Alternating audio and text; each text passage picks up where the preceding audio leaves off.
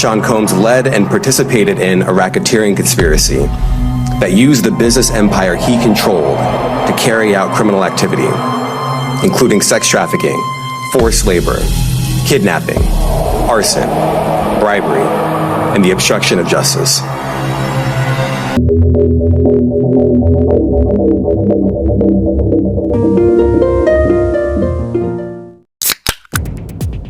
Hello everyone, welcome back to channel Weekly Crime Stories yang akan membahas kisah-kisah kriminal nyata yang penuh misteri. Bagi kalian yang menyukai kisah kriminal penuh misteri, jangan lupa klik tombol lonceng di bawah, subscribe channel ini agar kalian tidak terlewat kisah yang penuh misteri berikutnya. Sean John Combs, yang dikenal sebagai Didi, dulu merupakan sosok ikon di dunia industri hiburan. Seorang pria yang membangun karirnya dari nol, mulai dari magang di Uptown Records, dia naik menjadi raja musik, fashion, dan bahkan bisnis minuman keras. Menjadi salah satu musisi terkaya di dunia. Namun, pada tahun 2024, kerajaan gemerlapnya mulai runtuh ketika sisi gelap yang telah lama tersembunyi akhirnya terungkap. 16 September 2024 di Manhattan mengejutkan dunia. Tak banyak yang bisa memperkirakan kejatuhan cepat dari seorang pria yang tampaknya tak tersentuh. Dia berada di puncak selama beberapa dekade, menjadi mogul yang tak tergoyahkan di dunia fashion, musik, dan juga bisnis. Namun, di balik layar, kekuasaannya tak hanya ditandai oleh pencapaian, tetapi juga tuduhan eksploitasi, manipulasi, dan penyalahgunaan yang tidak terungkap selama bertahun-tahun. Pada Maret 2024, tanda pertama kehancuran Combs datang ketika beberapa properti yang terkait dengannya digerebek oleh Departemen Keamanan Dalam Negeri Amerika Serikat.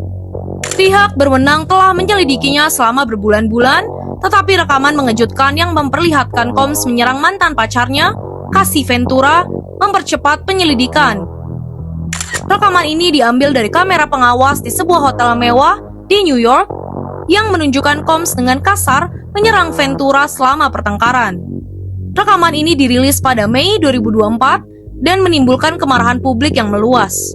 Setelah penggerebekan, pihak berwenang menyita sejumlah besar perangkat elektronik, termasuk komputer, hard drive, dan ponsel.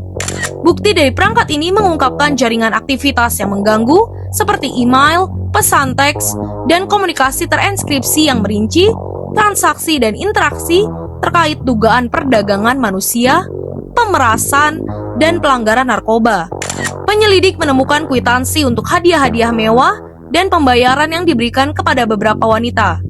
Banyak di antaranya kini mengajukan tuntutan hukum kepada Combs atas pelanggaran seksual, penyalahgunaan, dan eksploitasi. Pihak berwenang juga menggerebek beberapa properti, termasuk rumah mewah Combs di Alpine, New Jersey, dan sebuah properti di Miami yang diduga menjadi tempat pesta liar dengan selebriti, model, dan dugaan pekerja seks. Selama penggerebekan, lebih banyak barang bukti yang memberatkan dan disita termasuk catatan keuangan yang mendokumentasikan pembayaran kepada tamu, obat-obatan, dan perlengkapan narkoba. Penyelidik mencurigai bahwa pesta-pesta tersebut yang diklaim sebagai acara glamour sebenarnya adalah kedok untuk aktivitas gelap yang melibatkan prostitusi dan distribusi narkoba. Ada juga laporan bahwa senjata api ilegal ditemukan di salah satu properti milik Combs. Saat dakwaan pada 16 September 2024, seluruh tuduhan terhadap Combs terungkap. Pengadilan federal di Manhattan menuduhnya dengan perdagangan manusia, pemerasan, dan distribusi narkotika. Combs mengaku tidak bersalah, tetapi situasi semakin memburuk karena lebih banyak wanita maju dan menuduhnya melakukan pelecehan seksual dan eksploitasi yang terjadi sejak tahun 1991. Salah satu aspek yang paling mengkhawatirkan dari kasus ini adalah keterlibatan orang lain yang diduga berperan penting dan mendukung kejahatan Combs. Penyelidik menduga bahwa beberapa rekan bisnis Combs, manajer, Bahkan orang-orang terdekatnya mengetahui aktivitas ilegal tersebut. Beberapa orang terlibat sebagai kaki tangan dalam membawa wanita ke pesta-pesta besar, seringkali dengan dalih kontrak modeling atau kesempatan bisnis. Seorang rekan yang tidak disebutkan namanya, yang bekerja dengan Combs dalam mengelola Bad Boy Record, juga sedang diinterogasi oleh pihak berwenang federal. Orang ini diduga mengatur pembayaran kepada korban sebagai imbalan atas diamnya mereka. Sumber yang dekat dengan penyelidikan mengungkapkan bahwa setidaknya 3 orang yang telah bekerja sama dengan Combs selama bertahun-tahun sedang diselidiki atas konspirasi untuk melakukan perdagangan manusia. Salah satu mantan personel keamanan Combs juga angkat bicara, mengungkapkan bahwa dia ditugaskan untuk menjauhkan tamu tertentu dari bagian-bagian properti Combs di mana aktivitas mencurigakan terjadi. Dia mengatakan kepada pihak berwenang bahwa ada area terlarang di beberapa rumah Combs, di mana hanya tamu-tamu tertentu yang diperbolehkan masuk. Area-area ini diduga menjadi tempat perdagangan wanita, distribusi narkoba, dan transaksi ilegal. Dalam pernyataan yang dirilis setelah penangkapan Combs, seorang juru bicara Departemen Keamanan Dalam Negeri menyebut penggerebekan dan dakwaan tersebut sebagai hasil dari penyelidikan yang kompleks dan berlapis-lapis, yang mengungkapkan dunia gelap kejahatan dan eksploitasi. Namun, pihak berwenang menyiratkan bahwa Combs mungkin tidak bekerja sendirian. Mereka masih terus menyelidiki kemungkinan adanya kaki tangan. Selebriti dan teman-teman Combs mulai menjauh saat skandal ini berkembang. Dahulu, ia menjadi bagian dari kehidupan elit Hollywood. Combs kini mendapati dirinya terisolasi. Mantan mitra bisnisnya, Jay-Z, yang dulu bersama Combs menjadi raja industri musik, secara terbuka mengecam keterlibatannya dengan mogul yang dipermalukan tersebut. Dalam pernyataan yang dirilis pada Mei 2024, Roc Nation milik Jay-Z menyatakan bahwa mereka tidak lagi memiliki hubungan dengan Combs dan mengutuk perilaku yang diduga dilakukan olehnya. Selebriti terkenal lainnya yang pernah menghadiri pesta-pesta mewah Combs seperti Beyoncé, Leonardo DiCaprio, dan Pharrell Williams memilih diam dan menolak berkomentar mengenai situasi tersebut. Banyak dari mereka yang dulu sering menjadi tamu di pesta putih terkenal milik Combs kini takut hubungan apapun dengan kasus kriminalnya dapat merusak reputasi mereka. Bahkan, perusahaan-perusahaan yang berhubungan dengan Combs mulai menjauh. Diageo, raksasa minuman keras, bermitra dengan Combs untuk vodka Ciroc dan Tequila de Leon, mengumumkan bahwa mereka telah mengakhiri hubungan bisnis dengan Combs pada awal 2024. Merek pakaian Sean John yang didirikan oleh Combs juga mengambil jarak dengan menghapus gambar dan kutipan Combs dari kampanye pemasarannya. Pada Juni 2024, merek tersebut memutuskan hubungan terakhirnya dengan Combs.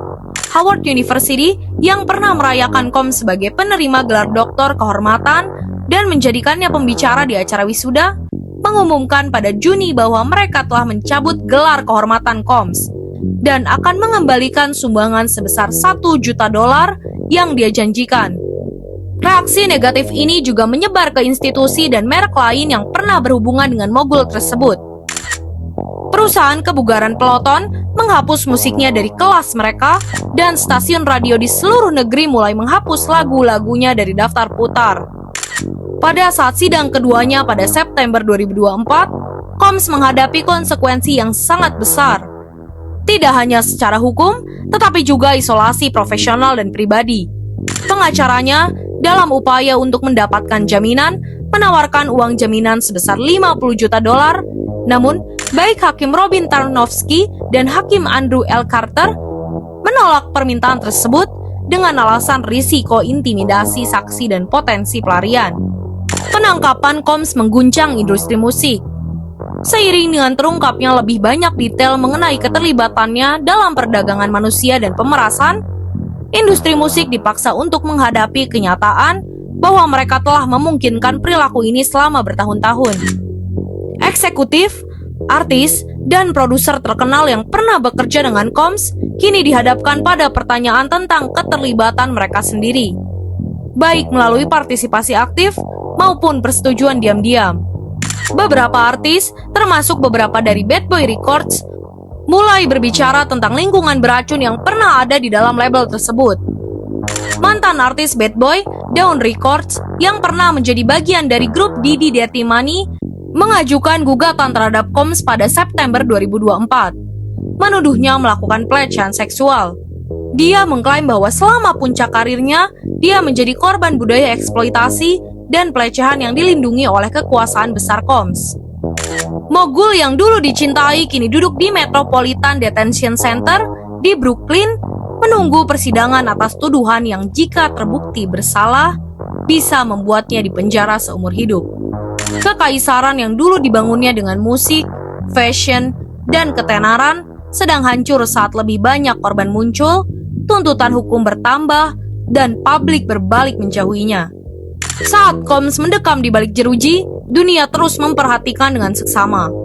Tuduhannya terhadap perdagangan manusia, pemerasan, dan distribusi narkotika sangat berat. Jika terbukti bersalah, Combs bisa menghadapi puluhan tahun di penjara federal. Selain itu, ada konsekuensi finansial. Dengan jumlah streaming musiknya yang menurun dan merek-merek yang memutuskan hubungan, Combs kehilangan jutaan dolar. Perusahaannya dalam kekacauan dan tuntutan hukum terus berdatangan. Apa yang dulunya tampak mustahil, kini menjadi kenyataan yang suram. Jatuhnya Son Diddy Combs, seorang pria yang dulu dihormati dan dikagumi oleh jutaan orang, kini menjadi kisah peringatan tentang kekuasaan, hak istimewa, dan bahaya perilaku yang tidak terkendali. Bagi industri musik, ini adalah momen perhitungan, tetapi bagi para korbannya, ini adalah keadilan yang sudah lama mereka tunggu-tunggu. Bagi kalian yang menyukai kisah kriminal misteri seperti ini, jangan lupa klik like, komen, share, serta subscribe channel ini. Dan untuk para penonton setia dan komentator setia, terima kasih telah membantu Weekly Crime Stories menjadi lebih baik lagi. Terima kasih.